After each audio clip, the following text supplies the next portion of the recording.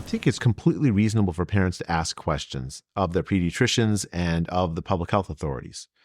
I don't understand the sort of like rejection as if they were heretics just because a parent says, "Well, what's this doing to my child?" Right? And I think it's also reasonable for the kinds of responses that they get to be sophisticated responses. They shouldn't just be, "Oh, just trust me." Right? I think that they should say, like, someone who tells you, "I don't know this, but I do know this," then allows you to make the decision I think, is much more trustworthy than someone who just says, "Oh yeah, you go away, it's safe and effective," without telling you why they think that. Right? And the second, I think it's also reasonable to ask questions about the particulars of the vaccines that are on the schedule one at a time. Like, I don't see how in this post-COVID era you can just simply say, trust the experts. But I will say this, I do think that if I had a young child now, I would give them many of the vaccines on the schedule. I'm convinced, I know there's uncertainties around all of them, but I'm convinced by the historical use of them and the data that I've seen so far that they're reasonable and useful for my children.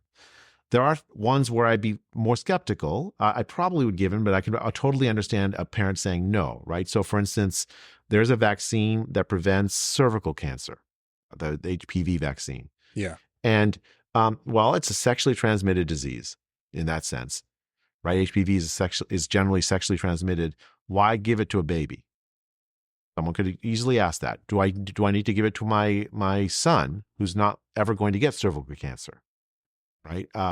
Hepatitis B is another virus that babies, unless they're exposed from the mother in utero, are not going to get the disease until they're an adult.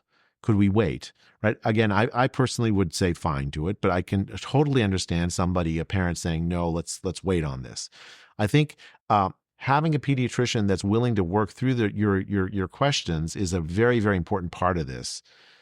And finding somebody that treats you like an adult, the parent like an adult, is really also an important part of this. I don't think it's sufficient anymore for public health to ask the public to take their word as authority without allowing questions. In fact, turning people who have questions into heretics and sort of telling them that they're, sort of bad guys because they're asking questions. I think there's no longer, it should never have been a legitimate kind of tactic by public health.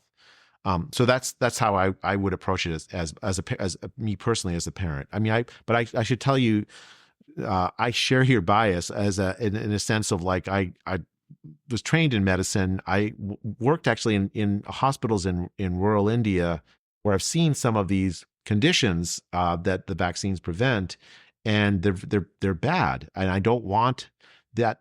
And I think one of the major successes of medicine has been to reduce the prevalence of diseases like measles, like polio, to relatively rare, to be very, very rare, especially because of the vaccines. And they're not eradicated, they're not gone. They could come back if the vaccination efforts were to go to zero. There's a disease like smallpox that through vaccines and like lots of other efforts, the disease is gone. And so we don't vaccinate anybody with it anymore, except for, I think, military personnel. Is that because there was enough risk with the vaccine that the fact that it's been eradicated means the risk of the vaccine is now higher? Exactly. Right. I mean, I think there was a death rate somewhere between 1 in 100,000, 1 in a million for the vaccine. And there's no death from smallpox anymore because it's not spreading in the population at large. So yeah, so there's no reason to vax. So for each vaccine, they should be revisited. The cost benefit ratio should be revisited. The benefit harm ratio should be revisited over and over again. And if you have a child with specific conditions like that make you think that the child is likely to end up with something, a bad reaction to the vaccine, they've had a bad reaction to the vaccine before, then you should revisit that. It's going to be a personalized thing.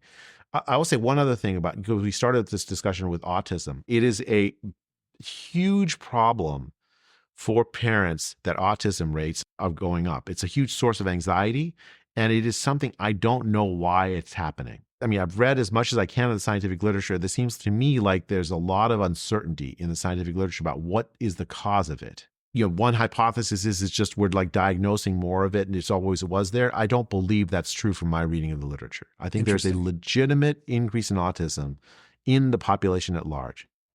And the questions of why is we should be moving heaven and earth to answer it. And I don't think it'll likely end up being the vaccines, but I don't know that for a fact. So it should be part of the scientific conversation of as a hypothesis that looks at, because we are asking parents to vaccinate their children with several vaccines, many vaccines. There's one, I forget, I've lost track exactly the total number. Each of them could have a different combination of effects, right? Right. So if you have two vaccines, one thing we did was we didn't get all the shots at once with our son. We spaced them just on an intuition, and this was all my wife. So credit to her to the extent this was a good idea. Like, why hit your immune system with all these different things at the same time? If I can space them out, what difference does it make? And it was weird, actually, the amount of pushback we got. Like, why do you want to do that? It's like, yeah, well, why not do it? Like, why wouldn't I want to do that? Like, yeah. I mean, there's not great randomized trial evidence to like answer that question. So why not just have that? Especially since measles isn't really circulating at very, very high levels in the community at large, right? So you're not actually exposing your child to a risk if you delay by a couple of months. If it is circulating, then of course you'd probably want to do it earlier, right? I don't know that autism is caused. I suspect, I mean, if I have to guess, and this is just a guess, that it's not going to, the answer won't end up being vaccines. It'll end up being something else in the environment at large. And we really need to find out what it is and address it as rapidly as we can, because what's happening is, first, there's lots and lots of kids that are suffering from this condition, parents and families that are suffering from this.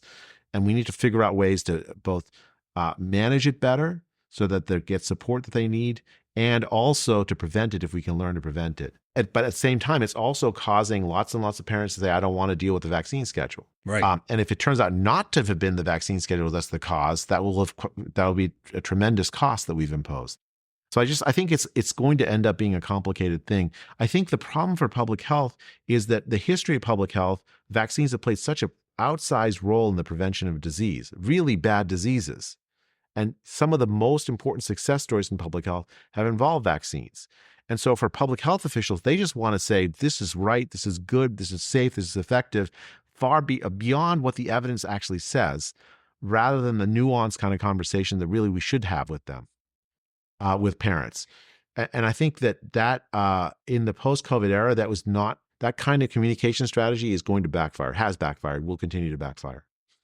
You made a very nerdy reference earlier in our conversation to something people probably didn't pick up, which is you referred to the Virginia School. I happen to know what you're referring to. This is economists like James Buchanan. They're known as the public choice economists, who say, hey, it turns out that government is filled with humans. And since economics is about the study of how people respond to incentives, why don't we bring the economic way of thinking to the humans in government and how they respond to incentives? Would you say that's a fair description of the Virginia School? Entirely right. So what we face now is a world in which our politics and the politicians and the humans that are in and appoint these government experts that have particular monopolistic power relative to just private health med down the street is a bunch of incentives and dynamics that seem poisonous and corrupt and unresponsive to even the most extreme failure we've ever seen in our lifetime. We've had this extreme failure. It's manifestly a failure of policy. The political system seems unresponsive to it. The sort of bureaucratic blob just thinks we're all a bunch of rubes that need to shut up.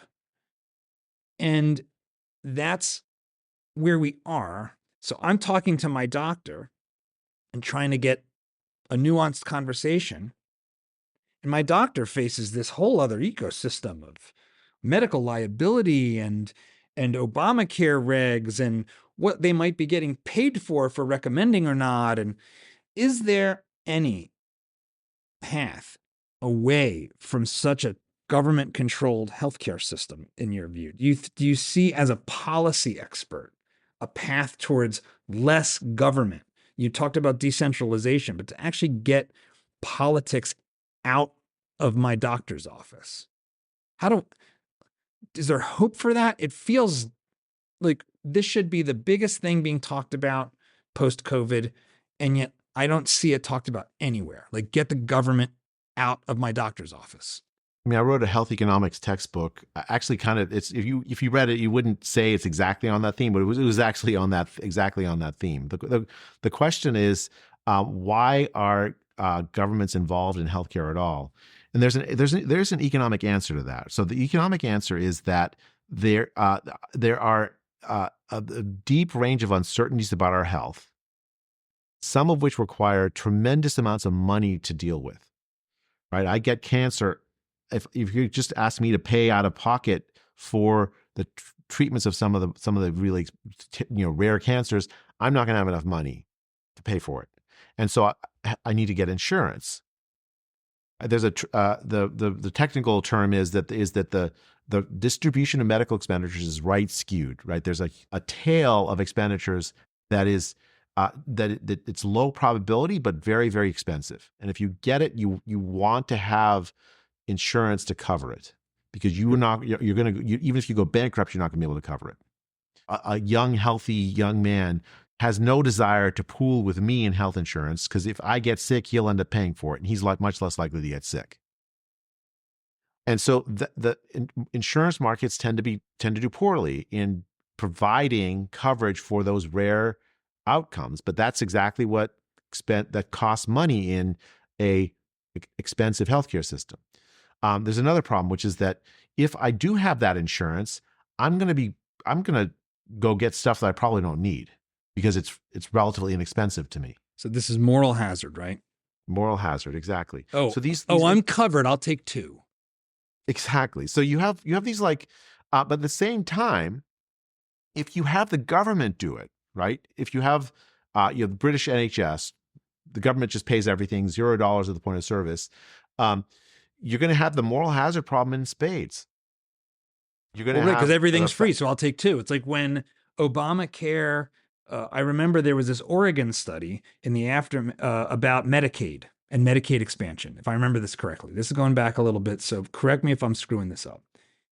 But the study in the aftermath of Obamacare, which expanded Medicaid coverage, and thereby, for those who got on Medicaid, they could go to the ER and not get a bill or not get a substantial bill like they used to, which sounds great. Oh, you're a working class or poor person. You got to go to the emergency room because you're sick, and now you won't get a bankrupting bill. Okay, well, the claim was somehow that this would reduce the utilization of ERs. Why making a thing free instead of expensive would reduce its use is maybe because there's not enough PhDs in economics and health policy. But of course, that's not what happened. People that got on Medicaid used the ER a lot more. And the Oregon study found that actually those people didn't even end up with better health outcomes than those who didn't get on the Medicaid. And instead of going to the expensive ER and have taxpayers pay for it, they did other stuff, which also got them better. And so that study, to me, represents a pretty robust counter to this theoretical claim that, insurance markets can't work because of all these information asymmetries and blah, blah, blah. Government failure seems like it swamps market failure every day of the week and twice on Sunday. So I know I'm being super ideological here, but I'm also not, because I think that's what happened. Make the argument, argue against that. So I'm not sure. Are you? Let's just reason together, right? So the Oregon Medicaid experiment is super interesting because it actually was an experiment. Oregon, this is crazy. It's going to sound crazy to people listening to this, but they randomly assigned who got Medicaid in the expansion group. So it was a randomized study of insurance coverage. Right. There's actually history of this in health economics. The Rand Corporation in the late 70s ran a randomized trial where some people got basically free care for 5 years and others got 95% copay, basically no insurance for 5 years. And they tracked it. The people in the free group used more care, but did not end up with lower mortality than the people in the 95% basically no insurance group. Yeah. Same thing happened in Medicaid for Oregon.